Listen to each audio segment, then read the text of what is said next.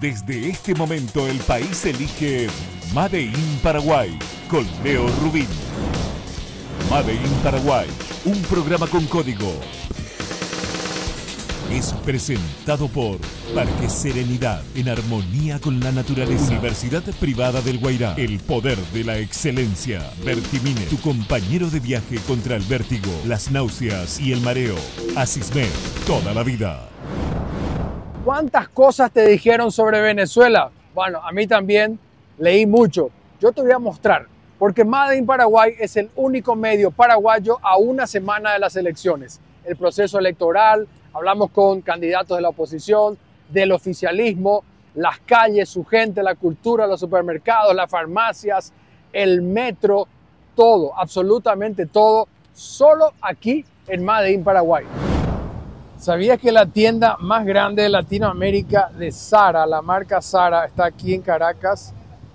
No está en México, no está en Colombia, no está en Santiago de Chile, no está en San Paulo. ¿Por qué digo esto, gente? ¿Qué imagen tenés vos de Venezuela? ¿Qué es lo que te dicen? ¿Qué es lo que se lee en los medios? ¿Qué es lo que se lee en las redes sociales? Bueno, lo mismo que yo pensaba.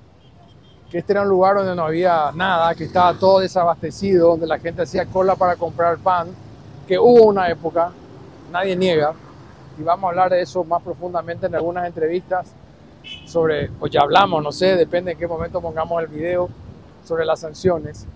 Pero este es un shopping, obviamente para la clase media alta, como pasa en cualquier ciudad, como en Asunción, donde no puede entrar cualquiera en un shopping chuchi. Vamos a decir que es un shopping chuchi, enorme. Vamos a ver imágenes adentro del shopping, algunas fotos de las tiendas, 5 o 6 pisos. ¿Por qué yo hago esta reflexión? Por lo que les decía, ¿qué imagen nos han metido sobre Venezuela? ¿Qué es lo que tenemos? Bueno, aquí estamos en Caracas, la capital, donde podemos ver algunos contrastes, porque vamos a visitar también barrios populares, barrios que se han rescatado, como el San Jerónimo, el barrio que tenemos en el centro, se me fue el nombre ahora, que se recuperó tan lindo, lo que sería como una parte de la Chacarita, digamos, ¿no? Que fue recuperado, el transporte público, etc. Entonces, mi intención es que ustedes vean y sepan qué está pasando en la Venezuela del 2024, donde ya les anticipo, el dólar corre perfectamente, con tarjeta de crédito uno puede pagar sin problema. Para que tengan una idea, un champión, por lo menos mitad de precio. Un kepi, me decía Toby, casi más de la mitad de precio. La comida sí es más cara. Sentarnos a comer nos salió más caro que lo que nos saldría en un shopping, comparando shopping contra shopping en Paraguay. Bueno, esta es un poco la idea, mostrar qué hay en Venezuela realmente, porque, como les digo, a nosotros, a todos, a ustedes y a mí, nos metieron en la cabeza algunas cosas. Incluso algunas personas, los llamados haters en las redes sociales, te dicen, anda a Venezuela, anda a vivir allá. ¿Por qué te dicen eso? Porque también se comieron el cuento, y sí es cierto que hubo desabastecimiento, y sí es cierto que no hubo remedios, y sí es cierto que salieron muchísimos venezolanos, millones, más de 5 millones, pero también es cierto que hay 5 millones de colombianos que viven acá.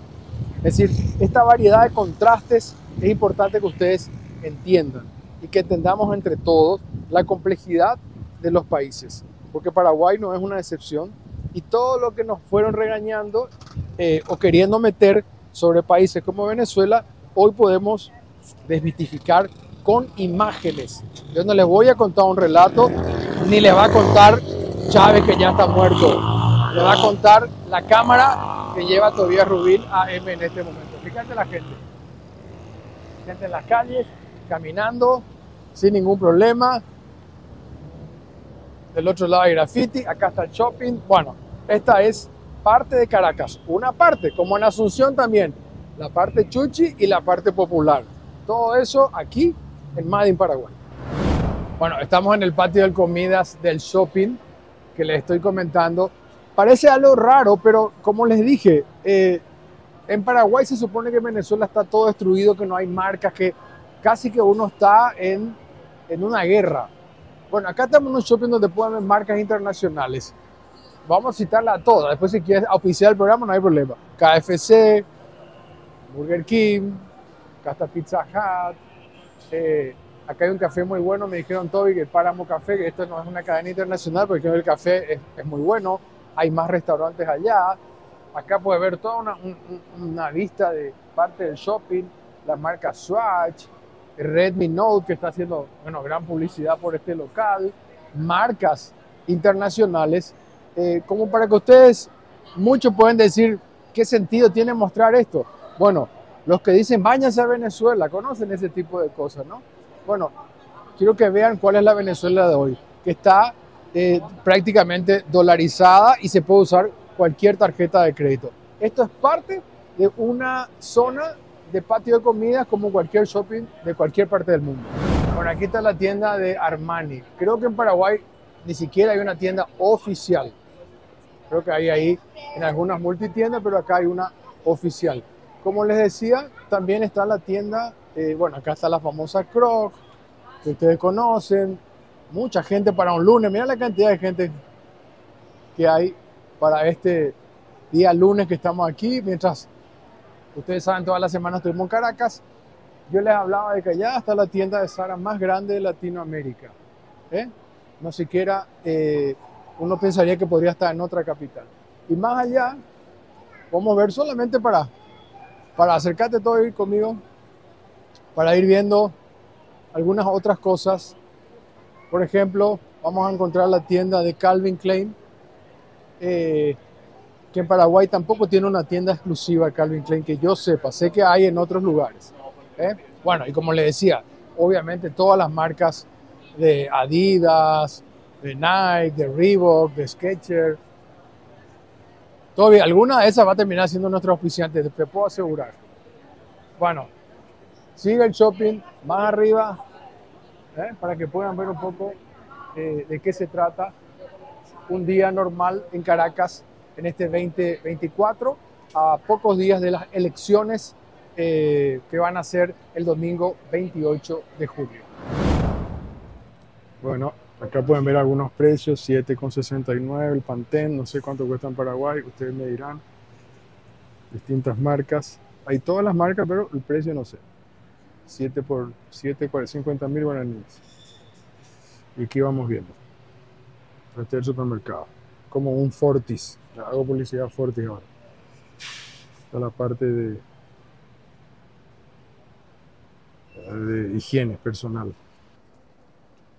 Bueno, la gran pregunta del papel higiénico. Este rollo de 6 está en $5. Esto creo que es más caro, mucho más caro que en Paraguay. Ustedes me van diciendo. Bueno, esta pasta está medio kilo, 90 centavos. Vamos a poner 6.800 guaraníes más o menos. Se ve buena.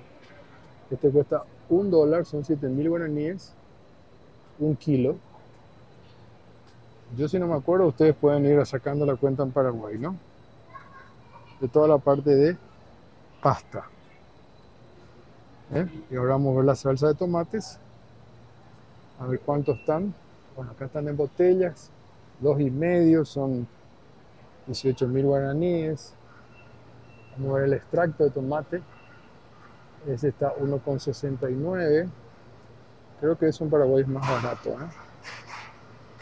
Y aquí seguimos. Incluso acá hay una cosa italiana. Aceitunas, $3. Son 3 por más de 20.000 guaraníes. También hay palmitos. Bueno, un poco para demostrar que también lo que se hablaba del desabastecimiento ya llegó al pasado. Pero todos los precios están puestos en dólares, así que no hay que hacer tantos cálculos a bolívar y a guaraní. Acá llegamos a la zona de las famosas harinas areperas. 1 kilo, 0,89. Ahora hay que ver cuál es la mejor marca. ¿Cuál es la mejor marca para hacer arepas? ¿Pan? Panes, ¿no? Gracias. Sí, ya me han dicho que Panes, así como la marca, esta se llama Cali. Buenas tardes, mi iPhone. El 82, gracias. Acá está PAM. Acá está la marca PAM. $1. Ahí está. Bueno, la zona de la Coca-Cola, 1,39 de 1,5 litros. Serían casi 9.000 guaraníes. Bueno, y acá están las otras marcas alternativas que cuestan más barato. 0,89 de 2 litros. Esta, por ejemplo, 0,79. Estamos hablando de 6.500 guaraníes contra el doble que es de Coca-Cola o de la Pepsi Cola, que también está a ese precio. Bueno, como en todos lados hay alternativas a las marcas más conocidas, ¿no? Más prestigiosas. Aquí vamos a los jugos. Ahora voy a elegir uno para tomar. Quiero de guanábana. Debería tomarme de la fruta, pero en el hotel no me queda otra que comprarme aquí. Bueno, nos vamos con las frutas. Sandía, maracuyá, melón, tipo de mamón, bananas, más frutas. Bueno, tomate de árbol, wow. Así crece aquí, ¿eh? Qué rico. Pitaya, esto tengo yo también allá. Esto no sé qué es. Ciruela. Bueno, allá está la yuca. Que es nuestra mandioca, creo, ¿no? A ver. No, ócumo dice. Criollo, ócumo. No, no es yuca. Sigo pasando por acá. Remolacha. Bueno, ya, me cansé de mostrarle que en Venezuela hay absolutamente todo y de todos los precios. No jodan. Bueno, me estoy comiendo la manzana amarilla. Es muy rica. Acá hay más fruta. Me compré guanábana, tomate de árbol. Me compré un maracuyá grande. Unos chips de banana, 2 kilos de harina de maíz para hacer a las famosas arepas. Bueno, Schweppes, todo, y se compró una gaseosa, una cervecita, unos snacks, juguitos y un dentífrico. Todo esto me salió $37. Multipliquen. 3 por 7, 21, 220.000. 7 por 3, 260.000 creo de guaraníes. No salió todo. Ustedes saquen el cálculo cuánto podría salir en Paraguay. Creo que aquí sale más barato, dependiendo del producto. Pero equilibrando una compra como esta, salió más barato. Experiencia en un supermercado mayorista aquí en Venezuela. Bueno, aquí sí más barato. La lenteja en Paraguay que está carísimo. Acá está 3,39 de 1 kilo. 3 por 7, 21. Todo lo que sean frijoles y eso es más barato. Eso creo que no hay dudas. Bueno, esta es la marca Heinz. 2,15. 2,45. Dependiendo, ¿no? Esa marca más. Acá hay 1,25. Estamos hablando de 1 litro de vinagre. Ahora vamos a ver cuántos están. Ay, disculpe. Por aceite. Aceite de coco 10. Estos de oliva están en 10. Creo que 10 son 70.000 guaraníes. No, 1 litro. Los de maíz están en 2,19. Son un poquito más de 15.000 guaraníes. Bueno, ahí vamos viendo todo este enorme supermercado. Antes no había nada, ahora hay todo.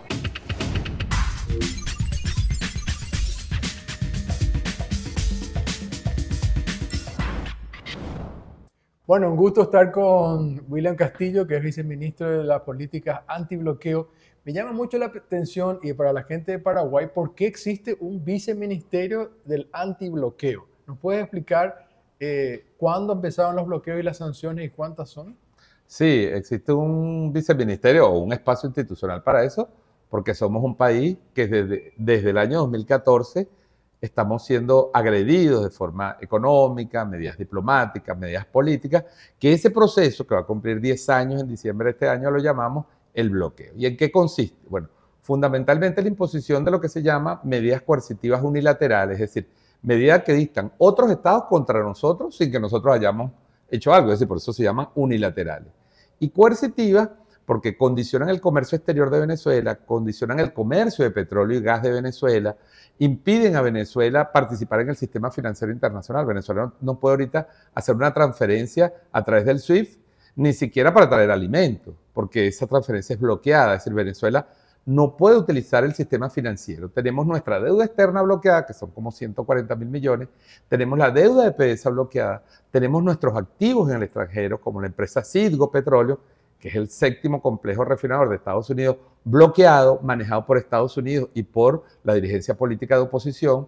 Tenemos activos y edificios en varios países, consulados, que no podemos acceder a esos consulados porque fueron tomados por esos gobiernos, todo en un plan que incluía agredir a Venezuela, negarle los recursos a Venezuela, producir una crisis, una implosión interna y luego justificar un cambio de régimen político en Venezuela por vías no constitucionales.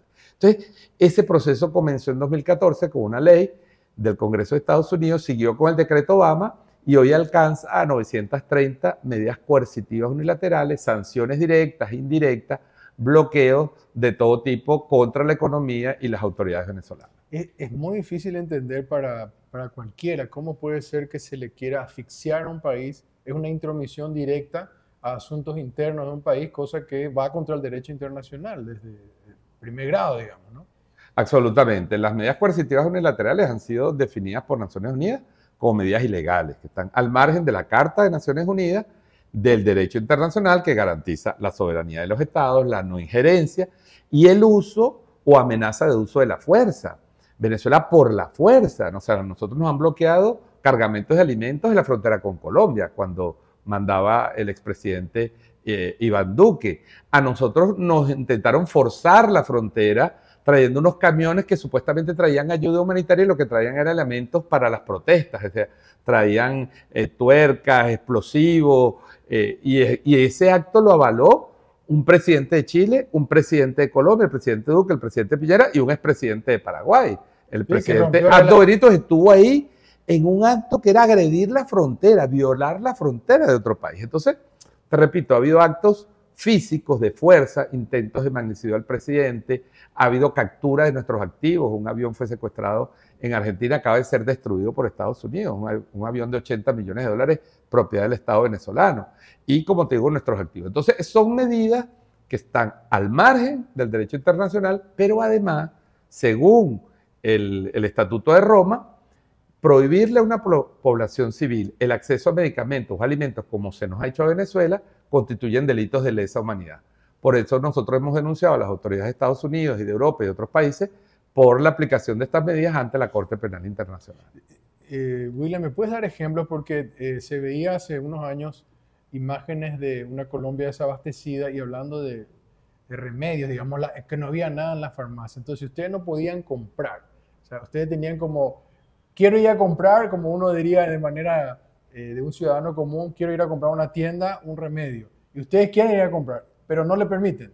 Así es. Por ejemplo, te puedo citar, hay muchos ejemplos, sí, claro. Son 930 medidas, pero te cito los más importantes. En el año 2016-2017 se nos prohibió comprar vacunas para el programa de vacunación.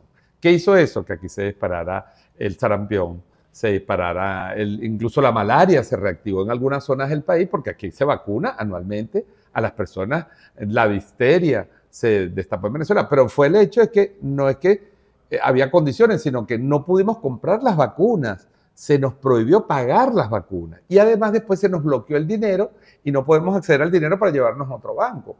Entonces, ese tipo de cosas, como te dije, se nos bloquearon alimentos en Colombia, en Brasil, en México.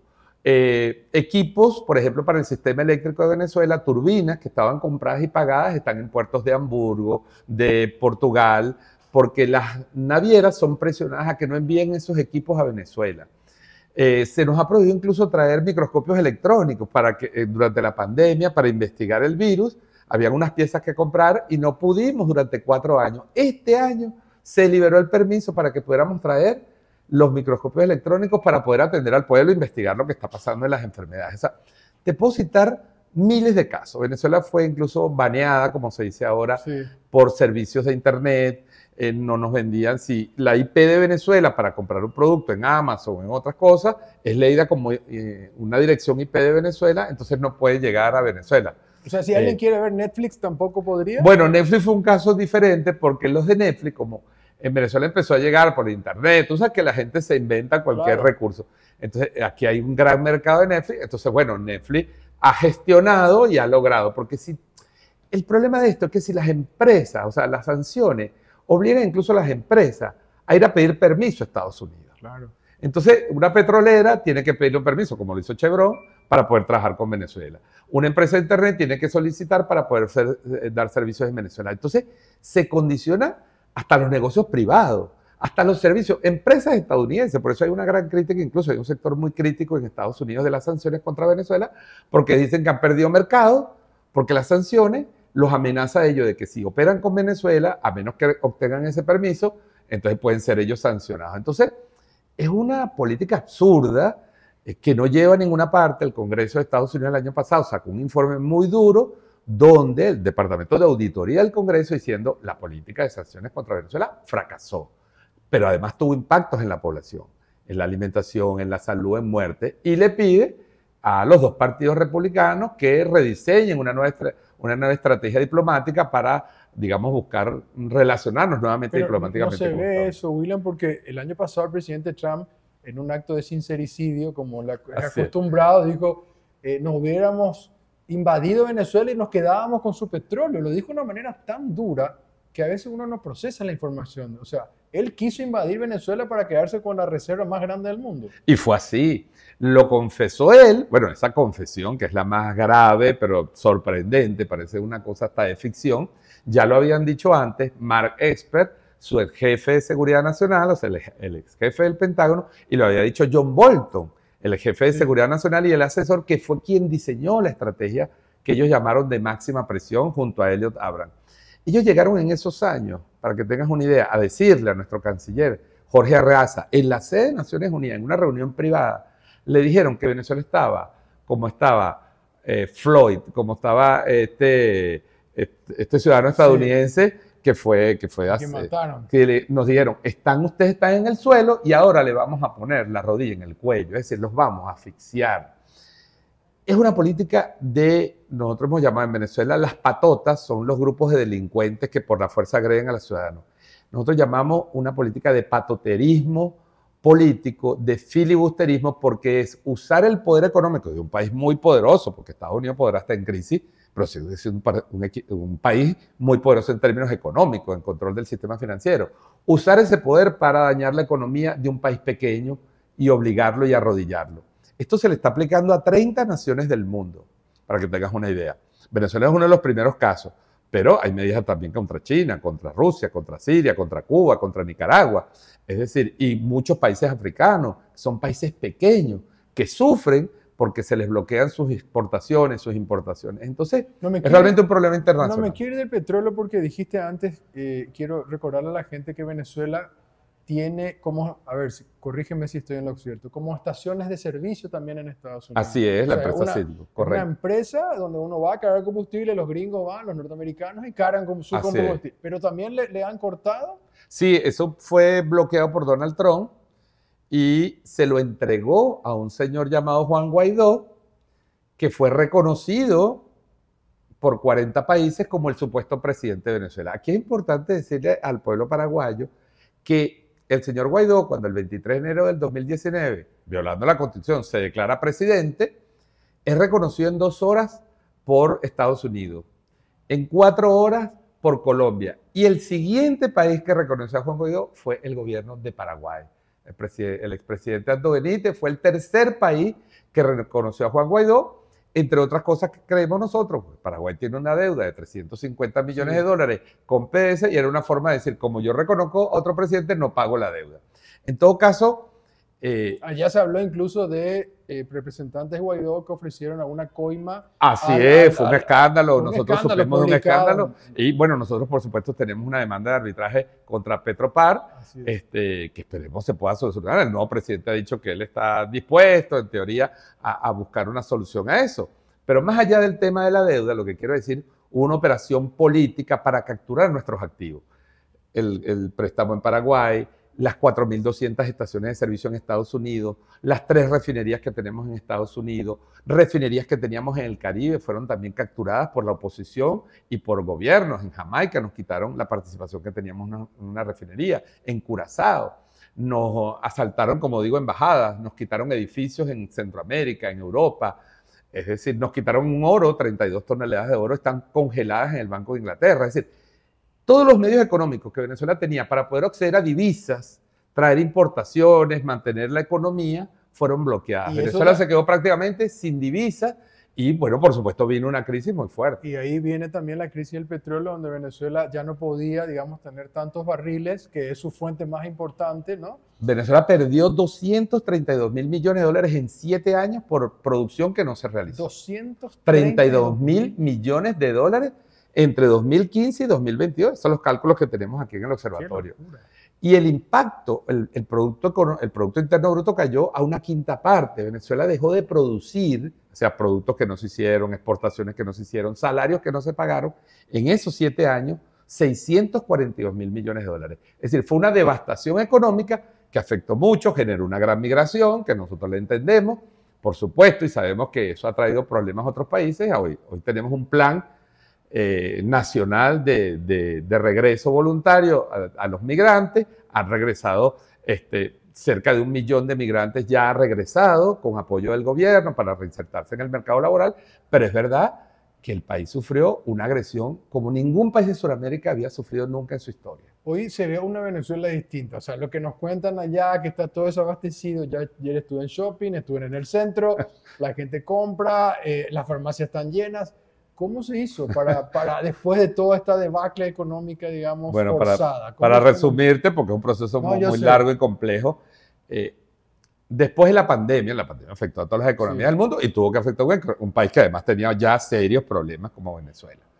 Pero después de la pandemia, el presidente diseñó un programa económico, llamó a los sectores empresariales, nacionalistas, porque hubo empresarios que se quedaron, mantuvieron sus empresas abiertas con muchas dificultades, dictó una serie de medidas de liberación. Por ejemplo, se permitió el uso de la divisa en operaciones de comercio. Entonces, claro, la gente se refugió un poquito en la divisa porque el bolívar estaba muy deteriorado. Algunos estaban recibiendo unas remesas de afuera y tenían miedo de usarlas. Se permitió que todo eso operara. Hubo empresarios que trajeron recursos del extranjero para invertir porque se les dio seguridad jurídica. Es decir, se acabó un poco también con la confrontación en ese nivel con el sector empresarial y se fueron sumando sectores y se fue reactivando principalmente la producción agrícola. Ahí se invirtieron los pocos recursos que tenía el Estado en la producción agrícola. Hoy Venezuela produce más alimentos que nunca antes en su historia. Venezuela está abasteciendo de productos nacionales el 97% de los alimentos que consumen los venezolanos. Es decir, hay muchas importaciones, pero todos los productos de la dieta básica que se consumen se están produciendo en el país. Empezó pues un círculo virtuoso, se hicieron reformas fiscales, se hicieron reformas comerciales para estimular la inversión y bueno, el país se fue como, después de la pandemia, quizás como reflexión después de ese periodo tan duro de la pandemia, entrando en un proceso de unión nacional. Nosotros podemos decir hoy que a pesar de que subsisten diferencias de concepción con el sector privado, la mayoría de los empresarios venezolanos están participando de esta recuperación económica, están aportando y apostando a un futuro de estabilidad y paz económica. Y se han sumado los emprendedores que nacieron en la pandemia, gente que hacía cosas en sus casas, ahora tiene crédito para que hagan pequeñas empresas. Entonces, bueno, mucha gente incluso ha abandonado la administración pública o la empresa privada para montar pequeños negocios porque el Estado está ofreciendo, se han financiado más de 1 millón de emprendedores. Se han creado más de 800 marcas nuevas comerciales de empresas en estos años y Venezuela empezó a crecer desde el 2021. Estamos en el 4º año de crecimiento, pero hoy se ve consolidada ese crecimiento, una recuperación del comercio, de la industria, de las exportaciones no tradicionales. Es decir, estamos en un momento de crecimiento a pesar de que la economía todavía no se ha recuperado del impacto, porque la producción petrolera apenas está a 1/3 de lo que producíamos hace 8 o 10 años. Finalmente, y agradeciendo tu tiempo, ¿qué va a pasar después del 28 de julio? Digamos, como México hablan de una 4ª transformación, digamos, ¿cuál es el plan económico también a futuro? Sí, tomando quizás esa idea de las transformaciones, el presidente lanzó un programa que se debatió públicamente, su programa de gobierno, se llama Las 7 Transformaciones, fueron casi 2 meses de debate, se hicieron 65.000 asambleas en el país, participaron 2.5 millones de personas y elaboraron un conjunto de ideas que el presidente tomó para su plan de gobierno. El primer punto de esa agenda es el 29 de julio, un día después del triunfo que esperamos se consolide, como creemos va a ser el triunfo de la Revolución Bolivariana. El presidente va a llamar nuevamente a un gran diálogo nacional, a un espacio de convivencia, a hacer cambios en todos los sectores del gobierno, en el sector privado, los partidos políticos, que haya que hacer para unirnos todos en el objetivo de sostener esta recuperación, crear condiciones de convivencia política, regreso de los migrantes, un gran plan reforzado de regreso de los migrantes, recuperación de nuestros activos que tenemos bloqueados y robados y confiscados en el extranjero, y un plan de convivencia política. Es decir, que volvamos a los esquemas que sean las elecciones lo que definan los ganadores y no las alianzas con factores extranjeros, la desestabilización o el golpe como mecanismo para sustituir un gobierno. Entonces, creo que lo más importante es que se haga un periodo de paz política, paz económica y paz social para mantener esta recuperación e insertar a Venezuela en el mundo pluripolar, en el mundo de los BRICS, que es donde aspiramos que vaya la economía de Venezuela. ¿Béisbol o fútbol? Béisbol, pero me encanta el fútbol. Gracias, querido. Gracias.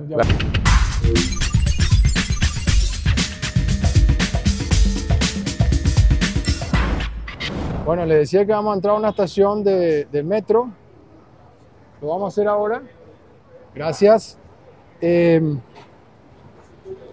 Bueno, las estaciones de metro también han sufrido en el momento más duro después del bloqueo que empezó en el 2014 y como se sumaron algunos países de la Unión Europea, entonces repuestos y cosas parecidas no le daban.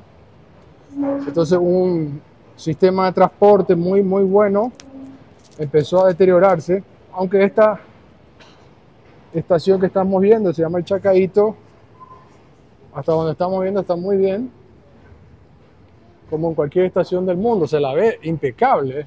Bueno, algunos me asustaron, pero se la ve muy buena. Y así como la recuperación de la economía en general, como hemos visto, como hemos hablado, también se ha hecho un esfuerzo para recuperar estos espacios. Y son estos espacios que también la propia oposición lo reconoce, porque finalmente los bloqueos, las sanciones afectan al día a día de los venezolanos, de los ciudadanos que viven aquí, y esa no es una salida buena. Intentar asfixiar a un país por las vías ilegales es como que ustedes no le dejen entrar en su casa y después usted tiene que inventarse todo para poder comer, subsistir, transportar, no hay combustible, no hay nada. Bueno, eso era un poco lo que pasó. A mí, algunos me dijeron, tener cuidado en el metro. Yo hasta este momento estoy viendo algo, allá va caminando todavía, tranquilito. Veo algo bastante, pero sumamente limpio, ordenado. Bueno, ahora veremos si podemos comprar un boletito y les muestro abajo.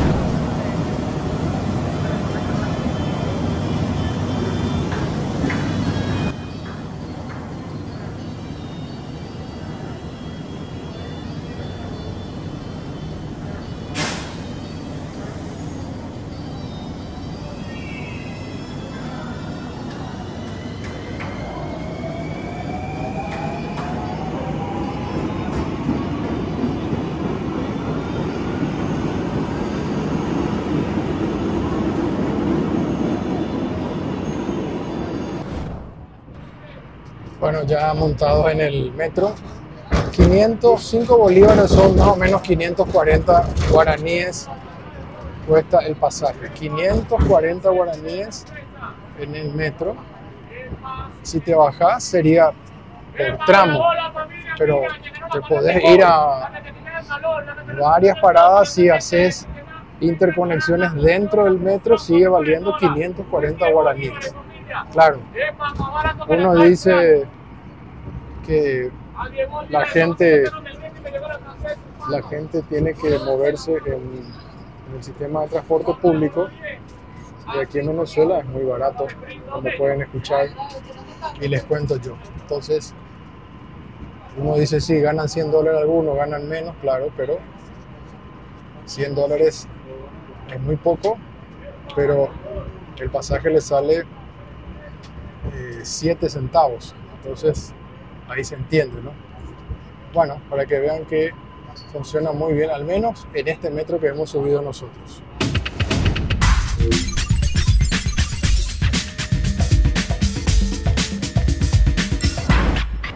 Bueno, con Reinaldo Mijares aquí en el barrio, parroquia San Agustín. ¿Cómo estás? Muy bien, pero ciertamente somos el barrio cultural de Caracas. Bueno, este barrio, esta zona que ahora se ve muy bonita, arreglada, hace unos 30, 40 años, era una zona, digamos, peligrosa y sin servicios. Sí, bueno, estos son como la mayoría de los barrios caraqueños, barrios autoconstruidos, barrios donde la gente tuvo que ir construyendo sus propios servicios hasta que, bueno, fueron formalizados de alguna forma. Pero como la mayoría de los barrios caraqueños, era un barrio con muchos déficits, pero que en los últimos años ha venido mejorando. De hecho, el presidente Chávez construye el primer sistema de metrocable en nuestra comunidad. Fue uno de los procesos de inclusión más importantes que se dieron en toda la ciudad, que permitió mejorar muchísimo todo el tema del transporte público de este barrio y de esta zona de la ciudad. Habíamos visto que abajo, digamos, porque nosotros estamos en la parte alta ahora, había un teatro recuperado muy bonito, después una calle que me contabas que se convirtió como un peatonal y ahí los chicos juegan básquet y siempre hay cultura y pinturas, grafitis.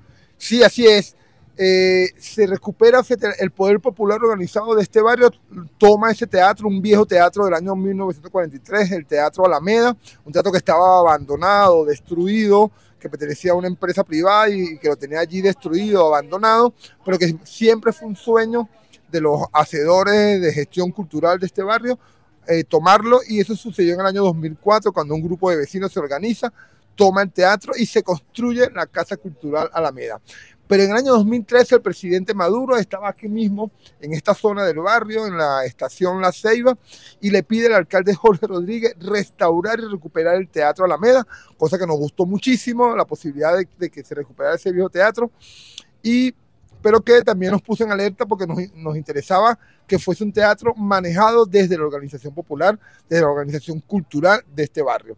Perdón, Reinaldo, vi que ahí tienen clases de danza, de teatro, hay niñas, niños. Así es un teatro que se recupera y que atiende en el taller escuela 100% San Agustín, no menos de 300 niños, niñas, jóvenes en diversas áreas de las artes, ballet, danza contemporánea, danza tradicional, música, 4 guitarra, canto, bajo, fotografía, pero además estamos formando a nuestros chamos en la prevención del embarazo adolescente, en educación sexual, en educación en los valores, trabajando el tema de la identidad afro. Es un teatro recuperado que gracias al gobierno bolivariano, pero que lleva un bonito y potente proceso de autogestión. ¿Cuál es la importancia, porque hiciste hincapié, de la identidad afro?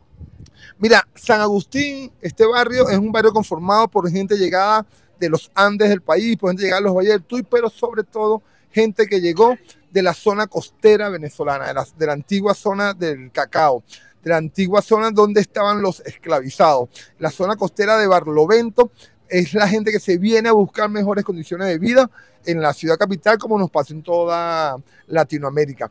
Y es un barrio que es una especie de barrio pueblo en la ciudad, no solo por la forma de socializar en la calle, sino por sus manifestaciones tradicionales, porque aquí se reproducen todas estas manifestaciones afro-venezolanas que se reproducen en la costa venezolana, como el culto a San Juan Bautista, la festividad de los tambores, la Cruz de Mayo, los velorios de Cruz de Mayo, pero sobre todo por la forma de socializar. Te vienes a San Agustín en cualquier momento y siempre vas a conseguir gente en la calle, gente en las esquinas, gente conversando, compartiendo en los espacios abiertos. Sí, lo que te iba a decir es eso, yo me siento sumamente seguro acá, o sea, acá no se ve rastros de violencia, acá se ve como un lugar de familia, de gente, de artistas, muy seguro. Sí, es un barrio muy seguro y que ha sido muy seguro gracias en principio al trabajo de organización cultural, organización popular que tenemos. Este llegó a ser el tercer barrio más peligroso de la ciudad, el tercer barrio más violento de la ciudad, pero sus propios trabajadores y trabajadoras culturales entendieron que estos chamos que andaban en malos pasos eran nuestros propios chamos. Sí, no hay problema. Gracias por el café. Muy rico. Y siempre le hago una última pregunta a todos y a todas. ¿Béisbol o fútbol? Definitivamente este es un país beisbolero, un país lleno de béisbol. La pasión por el béisbol no la va a alcanzar el fútbol por lo menos un buen tiempo. Creemos que el fútbol ha sido ya, se ha dado una dinámica mundial para que el fútbol se desarrolle. La FIFA, el gran gobierno del mundo, ha generado todo un apasionamiento en todas partes del mundo y Venezuela no escapa de eso y por eso vamos a la Vinotinto. Por eso la Vinotinto también ha crecido, ha mejorado el fútbol nuestro. El fútbol nuestro se comenzó a hacer también en los barrios. Antes era como una práctica deportiva muy de la clase media, hace unos 30 años atrás, pero viene creciendo, viene mucha gente. Ahora es mucho más masivo y por ser más masivo también vamos a tener mejores jugadores, que es lo que está pasando. Para vos el béisbol. Pero el béisbol número 1 de este país. Después el béisbol y tal vez en el tercero está el fútbol.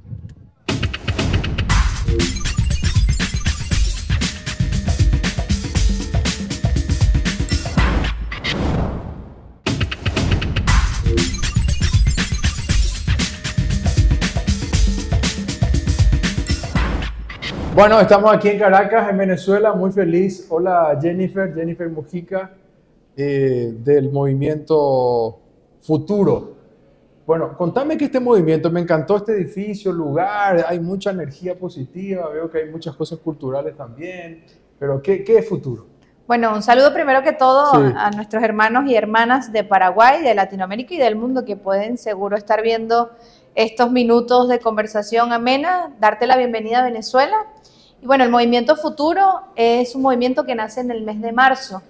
Su objetivo es agrupar a más de 60 movimientos nacionales en nuestro país.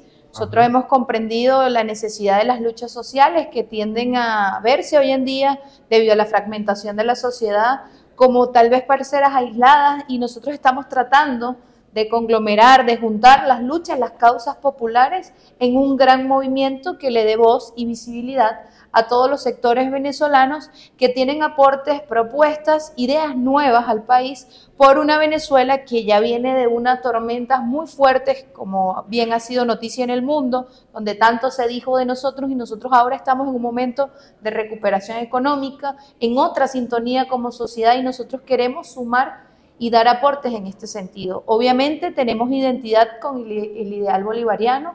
Nosotros creemos fielmente que nuestros dos grandes libertadores, Simón Bolívar y Hugo Chávez, son las bases fundamentales de este movimiento y por ende respaldamos la candidatura del presidente Nicolás Maduro. Entonces el Movimiento Futuro viene a ser un brazo más que apoye al proyecto bolivariano y que trate de dar grandes aportes a la política, como le decimos con P mayúscula. Cuando hablas de movimientos sociales diversos, digamos, contame, hay campesinos, hay jóvenes, mujeres. Hay campesinos, hay jóvenes, hay mujeres, hay científicos, hay maestros, hay adultos mayores, hay ecologistas, hay animalistas, hay diversidad sexual, hay religiosos, o sea, es variopinto, hay transportistas, hay comunas que en nuestro país es la base fundamental de organización y nosotros creemos fielmente en los liderazgos comunales, es decir, territoriales en lo más micro, porque ¿quién más si no son los propios habitantes organizados en sus propios territorios que comprenden las necesidades? Nosotros en Venezuela hemos diagnosticado que este es un poder más en el país, es el poder comunal y la idea es fortalecerlo y agruparnos en torno a estas luchas.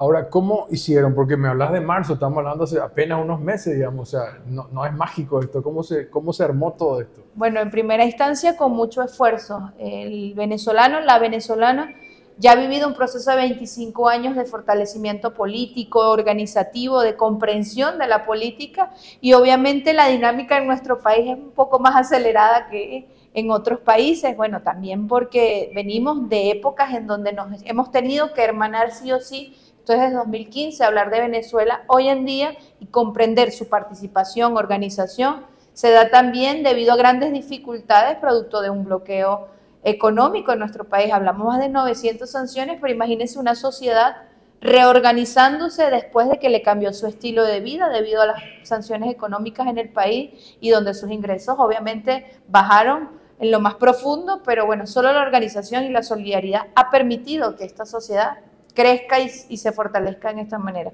Y en 3 meses, hoy podemos decir que tenemos todos los estados del país con el movimiento Futuro, 23 estados más Distrito Capital, 335 municipios también ya hay presentes del movimiento Futuro y más de 4.500 circuitos comunales. El movimiento Futuro también está presente en un 80%. Te decía que hay mucha gente joven, de una sala de podcast, de redes sociales, es decir, hay un movimiento de conectarse no solamente a nivel personal, humano en las comunas, sino también, obviamente, usar la tecnología.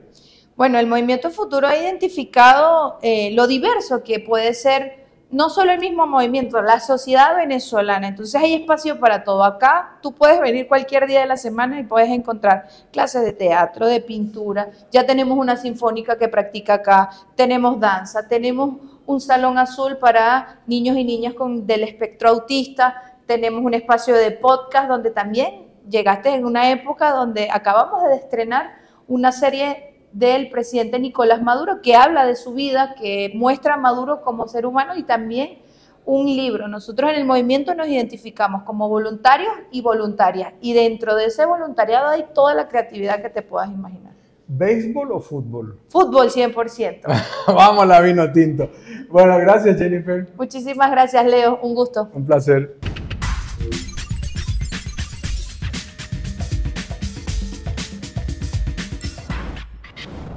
Bueno, muy feliz de estar con Antonio Alcarri, candidato presidencial por la Alianza Lápiz, un candidato independiente. Gracias por recibirnos. Yo estoy más bien encantado de tenerte aquí. Muchas gracias. Antonio, ¿te consideras como una tercera vía, digamos, como decía antes Tony Blair, así, dentro de estas dos líneas más duras que se enfrentan en Venezuela? Yo creo que nosotros somos en una nueva vía, porque Venezuela vivió un trauma muy fuerte. Venezuela es una nación muy pobre, porque prácticamente nació 30 años de su independencia, que por un decreto del rey Carlos III juntó una provincia, pero no teníamos una tradición indígena organizada, no teníamos tampoco unas instituciones coloniales organizadas en todo el territorio, y 30 años después de ese decreto de los terceros estábamos llamando a la independencia. Y bueno, y salió Bolívar a libertar el medio continente.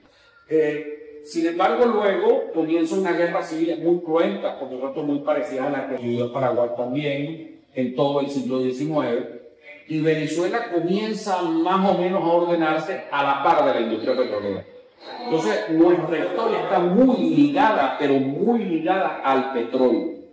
Es decir, que hoy corremos unos riesgos inmensos, porque como la nación y los valores nacionales se crearon a la par o paralelamente al crecimiento de la industria petrolera, cuando esa industria petrolera se apaga, pues, por supuesto, tiene un trauma inmenso.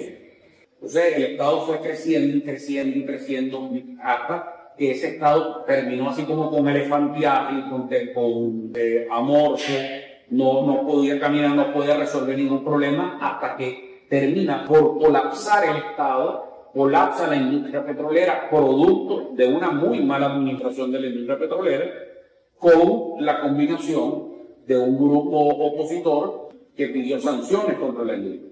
Entonces, para tumbar a Maduro. Entonces, evidentemente, ese cuadro de sanciones combinado con la mala administración de Petróleos de Venezuela, pues hizo que se derrumbara el Estado venezolano. Cierra la industria, se acaba la producción. Imagínate, nosotros llegamos a tener para 1973 una producción cercana a los 3.900.000 barriles. Fuimos el primer país productor, exportador de petróleo del mundo.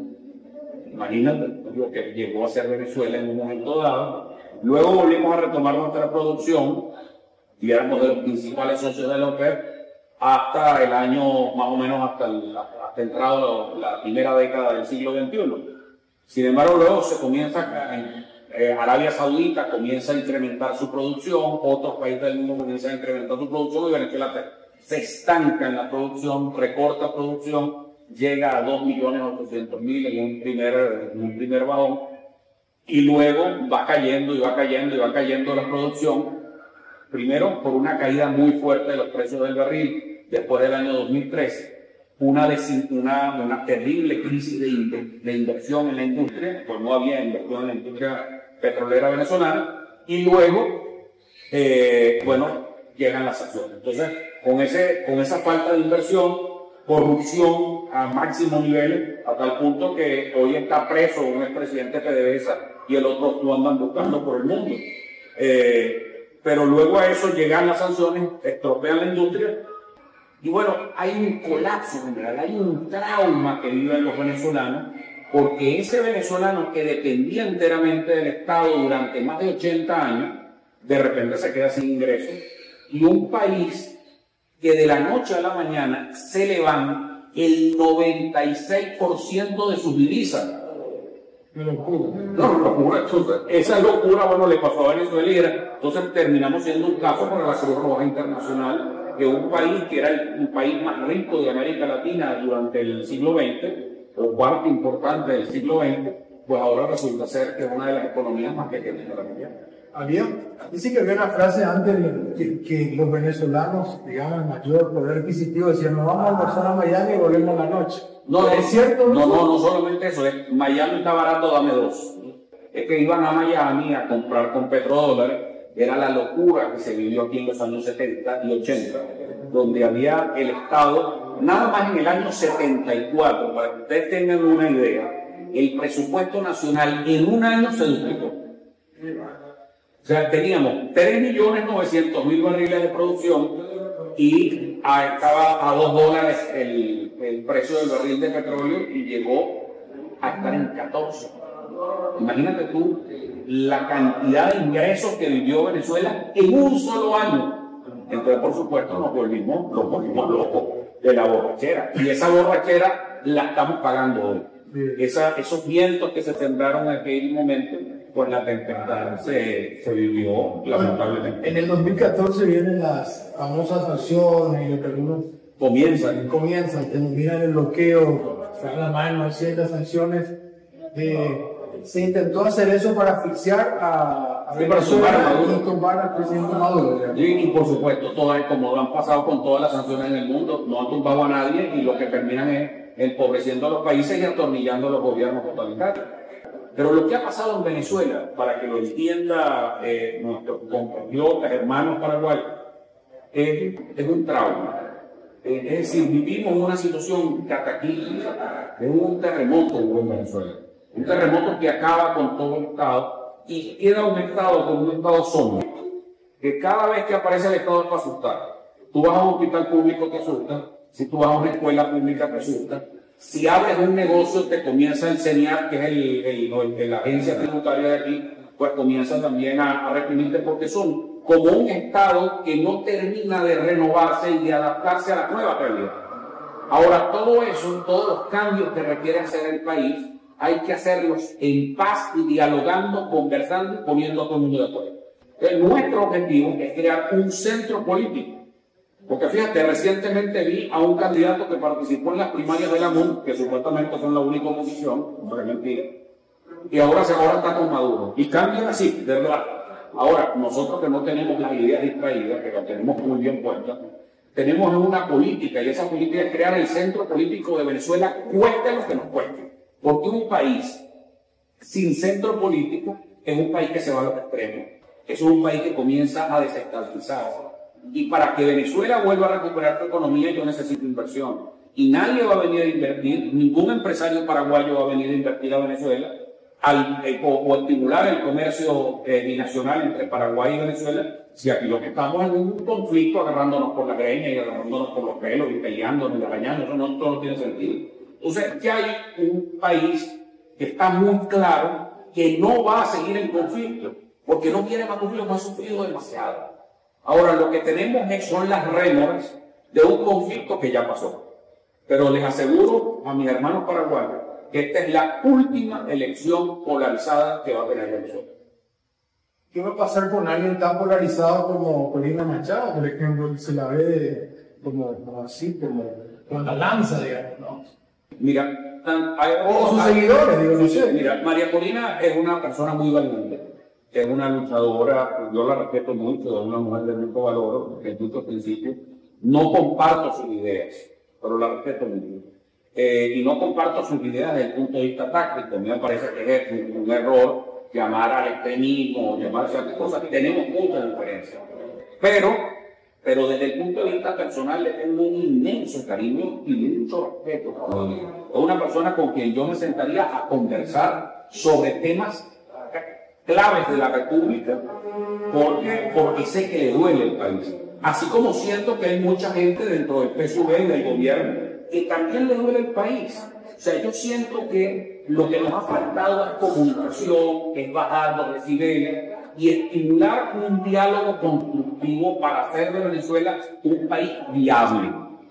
Pero un diálogo no como lo ha venido, de repente lo hace Nicolás, que es que me llama a mí, entonces se toma una foto y después no nos para más nunca. No, eso no es diálogo. Diálogo es que el país sienta que su democracia le es útil. ¿Sentís que hay injerencia extranjera en esta vida? No tenga ninguna duda, por supuesto que la ha habido. Pero imagínense, tenemos cuentas en el exterior embargadas. Aquí los Estados Unidos son los que deciden con quién contrata y con quién no. Es una aberración. Imagínate tú que la ganadería paraguaya esté intervenida y le digan a los ganaderos del Paraguay, ya va, usted no le puede vender carne a alguien sin licencia mía. Pero bueno, con eso. Bueno, eso no le está pasando a nosotros con nuestra industria petrolera. Eso es una barbaridad. Eso no se puede permitir bajo ningún concepto. Porque es una invasión de la soberanía venezolana. Eso es una aberración. Pero también el gobierno de Maduro le ha dado pie para que los Estados Unidos vean al gobierno de Venezuela también como enemigo. Pero tú no puedes caer en ninguno de los extremos. Porque aquí hay una oposición que por muchos años dependió de la voluntad de un embajador norteamericano llamado James Story. Eso es una barbaridad lo que te ocurrió. La oposición le pedía permiso. Hay gente de oposición que le pedía permiso al embajador norteamericano. Inclusive cuando yo llegué a reunirme personalmente con ese embajador en Bogotá, el señor me dijo, ¿por qué usted no forma parte de la plataforma unitaria? ¿Por qué usted tiene que incorporarse a esa plataforma? Yo le dije, ¿con quién? Pero usted no me da orden. Mucha falta de respeto. Tuvo un inconveniente personal con él. Cosa que ha cambiado con el actual embajador, que es Francisco Palmieri, una gran persona, muy decente, muy respetuoso. Entonces, si vamos a conversar, tenemos que conversar con mucho respeto. Eso es como que si yo te digo hoy, te meto en el asunto del Paraguay, y yo te digo así, porque tú no formas parte del Partido Colorado.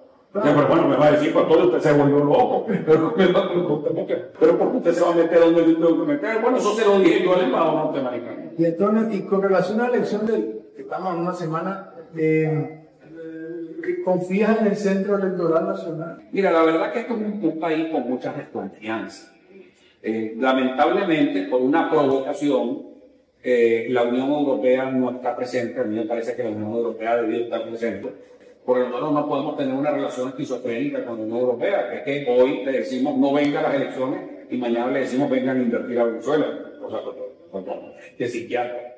Pero la verdad es que Venezuela poco a poco está volviéndose a reencontrar. Y es un proceso lento y es un proceso complicado.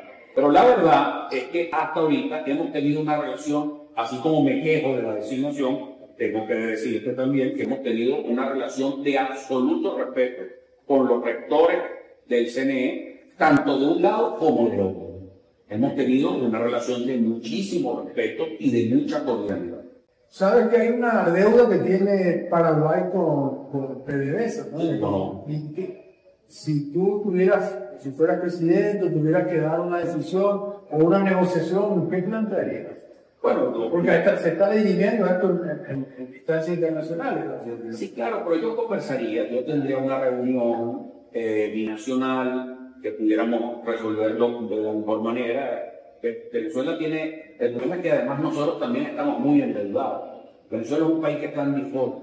Nosotros tenemos 165.000 millones de dólares. Eso es una barbaridad, eso nadie le cabe en la cabeza. Eso tenemos bonos del Estado venezolano, bonos de la República, bonos soberanos y bonos de PDVSA en el exterior y estamos en default y además no se pueden manejar los bonos por una sanción americana. Entonces, ¿sabes? No podemos pagar ni refinanciar tampoco. Y además nos están embargando una de nuestras principales filiales de petróleo de Venezuela, porque PDVSA, imagínense ustedes, PDVSA fue un sistema también concebido en su momento. Fuimos una empresa muy rentable en su momento, por supuesto que no toda empresa petrolera, pero muy bien gerenciada. En un momento hubo una importante participación del sector sector también privado internacional, y Venezuela elaboró un plan estratégico para procesar su petróleo extrapesado. Sí. Nosotros tenemos dos tipos de petróleo aquí: el petróleo ultraliviano, que es el más comercial de todos, que sirve, bueno, prácticamente gasolina, para exagerar, por supuesto. Pero otro es un petróleo muy pesado, que es el petróleo de la gran reserva petrolera venezolana, que es el 80% de nuestra reserva. Y ese petróleo hay que procesarlo, hay que pasarlo por mejoradores, etcétera, una cantidad de cosas.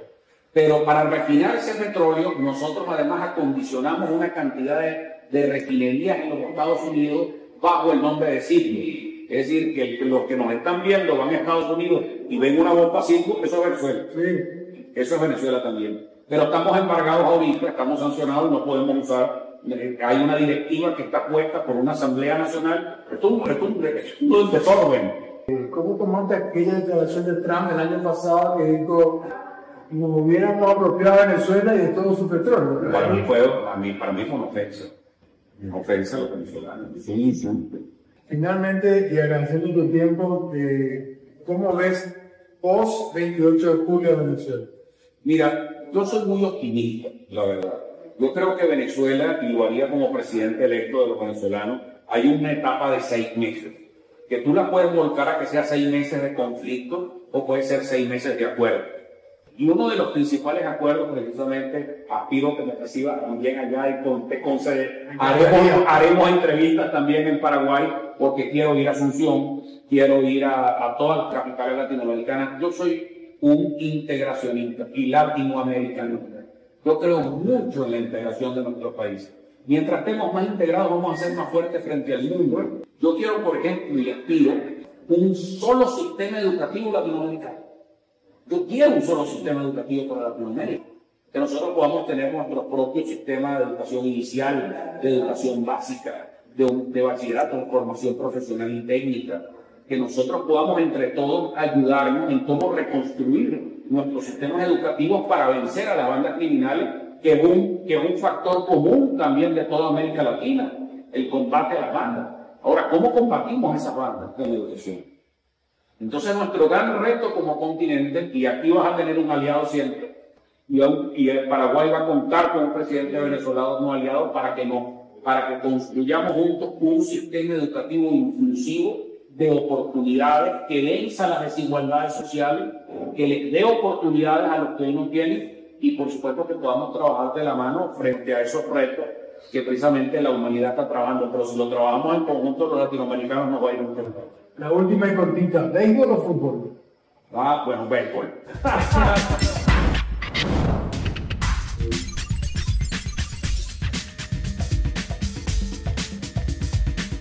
Bueno, un gustazo, Raúl. Te saludo nuevamente, Raúl Casales, viceministro de Cultura, aquí en Venezuela.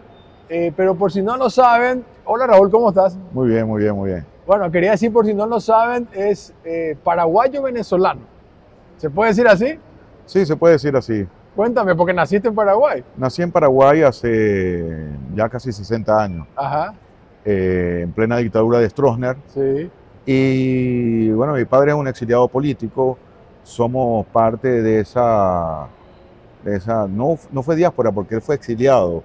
Estuvo casi preso. Mi abuelo estuvo 14 años preso en las cárceles de Stroessner, con Martín Almada. Sí. ¿no? Ellos fueron inclusive compañeros de celda. Y después fuimos a vivir a Uruguay por el exilio. Exiliado, mi madre también estuvo presa allá en Paraguay, y a partir del 70 a 75 en Uruguay. Entonces también me dicen que soy uruguayo. Entonces como el guay lo confunden. ¿no? Entonces, bueno, nada, soy... ¿Y cómo pasaron, digamos, o sea, de ese exilio de Venezuela?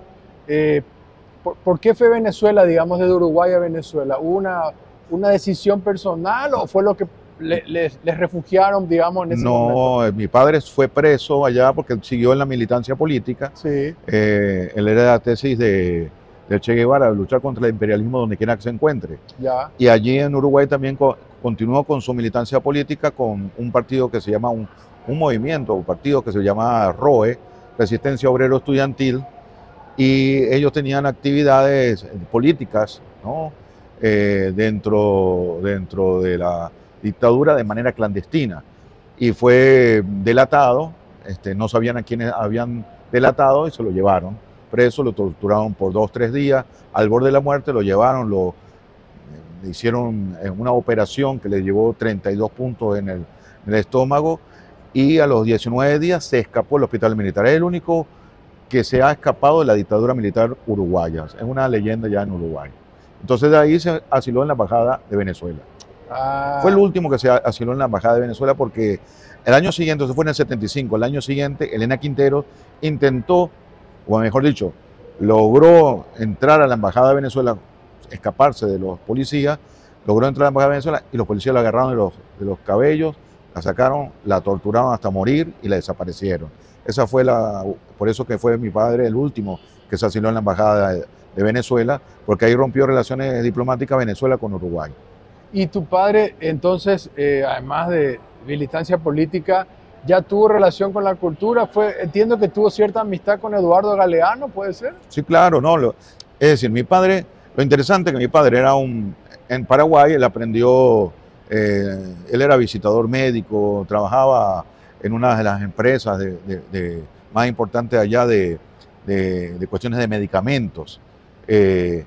Cuando llegó a Uruguay también trabajó en el hospital y trabajó en la parte de lo que se llaman de medicina, donde despachaban las medicinas, porque tenía conocimiento de eso. Él era como una especie de visitador médico, es decir, no tenía el título de médico, sino que sabía todas las partes que tienen que ver los componentes químicos de una medicina, ¿no?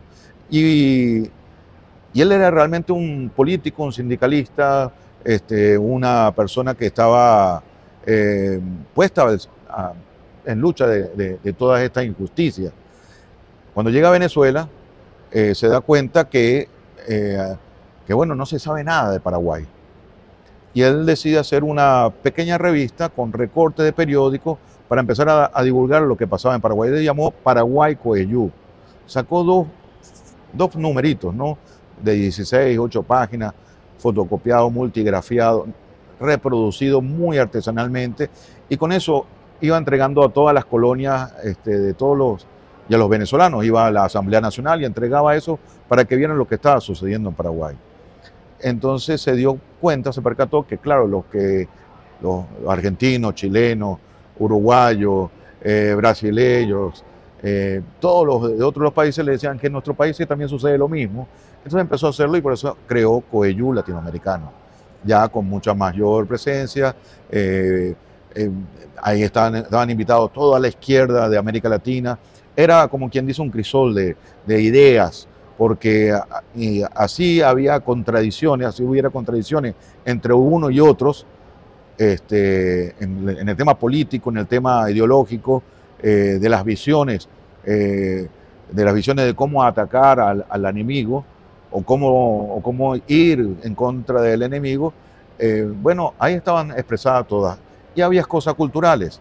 Sabían, colocaba poesía, colocaba cuentos, hizo un concurso literario para América Latina, en español, sobre poesía, cuentos y ensayos, que tuvo mucha repercusión y ganaron una cantidad de escritores que hoy son personas muy relevantes dentro de la cultura. Y entonces ahí se hizo amigo de Eduardo Galeano, por ejemplo. Eduardo Galeano, María Benedetti,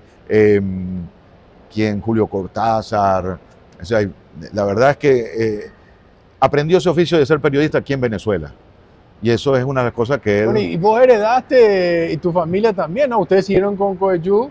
Y bueno, y hoy te tenemos como viceministro de Cultura acá, organizador de esta feria del libro fantástica, digamos. O sea, ahí recibiste parte de esa herencia. Todo. Desde muy pequeño, de los 13 años, con mi viejo yo era Atilio Casal, como le decían, yo era Atilio, como le decían. Mi viejo yo lo acompañaba en todas estas cosas y aprendí a ser primero montador, corrector, y tenía que ir a la imprenta y doblaba y hacía negativo, cosas que ya no existen, ¿no? Todos esos materiales. Me convertí en diseñador gráfico, pero mi interés era ser periodista, ¿no? Y por el periodismo antes de llegar al periodismo entré a la literatura. Te quería preguntar por la feria. ¿Cuántas visitantes tiene la Feria del Libro en Venezuela? Bueno, después de la pandemia nosotros hemos logrado ir ascendiendo en visitantes. Llega más o menos como unas 200.000 Es personas. muchísimo. Sí, es impresionante la cantidad de gente que viene. Y sobre todo porque nosotros, esto es por lo menos un lugar cerrado, lo hacemos en espacio abierto, que era en el centro de Caracas, aquí en la Plaza Bolívar. Y en ese espacio era mucho más, llegábamos hasta 700.000 personas que pasaban. Es decir, Wow. claro, porque la gente pasa por ahí y de repente se encuentra con una feria y ya tiene un encuentro con el libro. Claro. Algo que no le es muy normal, no le es cotidiano. Y además el acceso al libro. Aquí los libros cuestan muy baratos, especialmente lo que hacemos desde parte del Estado. Te quiero agradecer tu tiempo muchísimo. No, por favor. Y una pregunta que le hago a mi entrevistada. Contigo creo que la tengo más clara. ¿El béisbol o el fútbol? Bueno, sí, el fútbol es mucho, pero me apasiona el béisbol. Es un juego que no se nota, no se siente. De repente hay una bulla y la gente, ¿qué pasó? ¿No? Es una de concentración, de atención, porque hay de todo eso. Ahí es un juego de miradas, hay una cantidad de gestos, y que la pelota salga para donde tenga que salir. Eso es es casi siempre como si fuera un penalti. Yo no entiendo nada realmente hasta ahora. Raúl, querido, gracias. No, gracias a Muchas ti. gracias.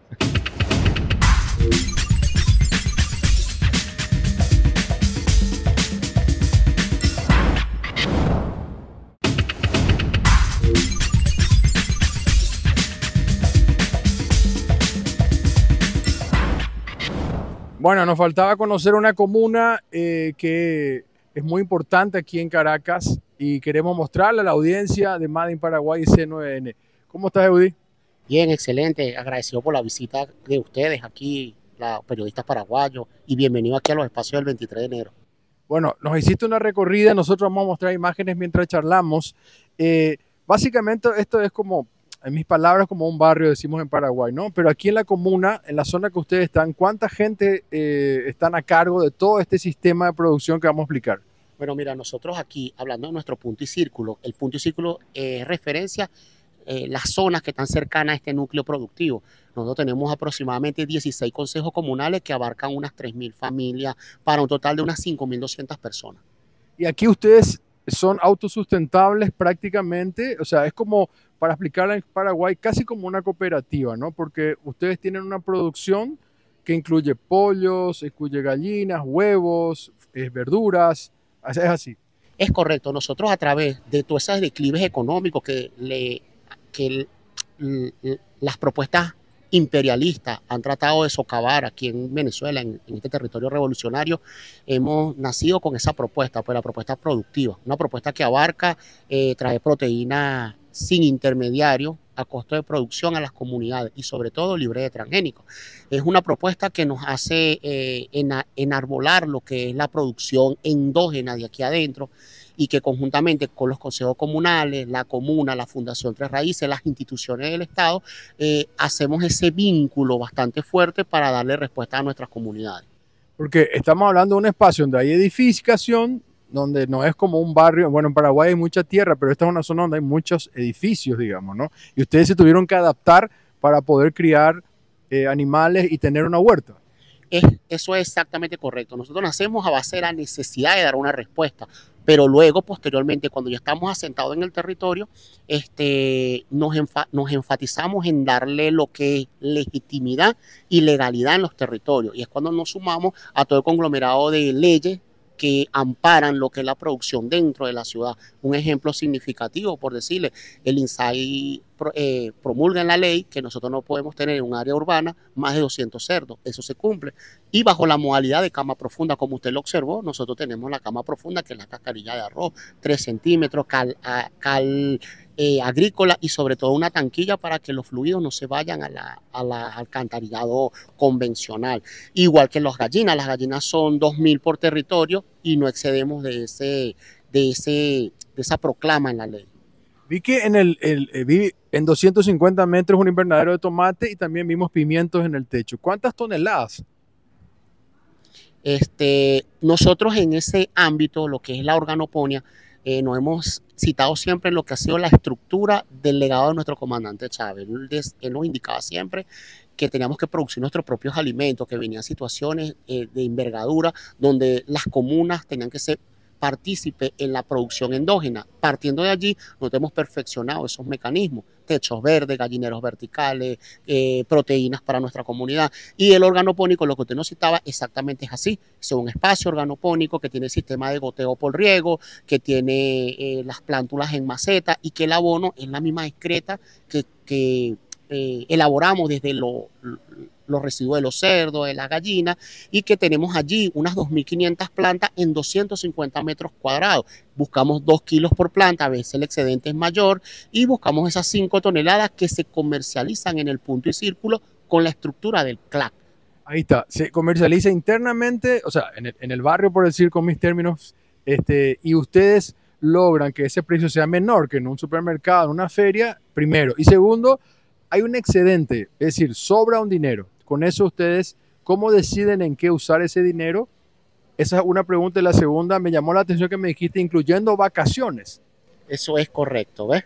Nosotros tenemos lo que son todo un aparataje operativo, dignificando al trabajador de piso, donde nosotros le damos todo su tipo de beneficios, y que además de eso, el excedente como tal es debatido en el Parlamento comunal o en la estructura de la comuna sectorial como tal, tomando en cuenta siempre que el espacio donde están los medios productivos es un espacio de una institución del Estado, que convergemos allí, las fuerzas populares, la Fundación de Raíces y el INSEE como tal, y hacemos cosas con los excedentes como lo que usted vio con la reparación o la adecuación del taller de electricidad, que se le inyecta recursos propios para poder dar esa formación a los jóvenes de nuestra comunidad como proyecto de un encadenamiento productivo para traer satisfacción social en el territorio. A su vez, implementamos reparaciones básicas como tramos de tuberías de agua que se debiliten o hagan falta en la comunidad para dar un mejor servicio. ¿Y sobra para vacacionar? Eso sobra, sí, también sobra para vacacionar. Eudy, gracias por tu tiempo, muy amable. Me encantó esta experiencia, realmente queremos mostrar en Paraguay algo que no existe allá, aunque en algunas zonas campesinas sí hay como cooperativas, pero nada parecido a esto en una ciudad. Gracias, estamos a la orden y bueno, espero que les haya gustado la experiencia. Un saludo a todos.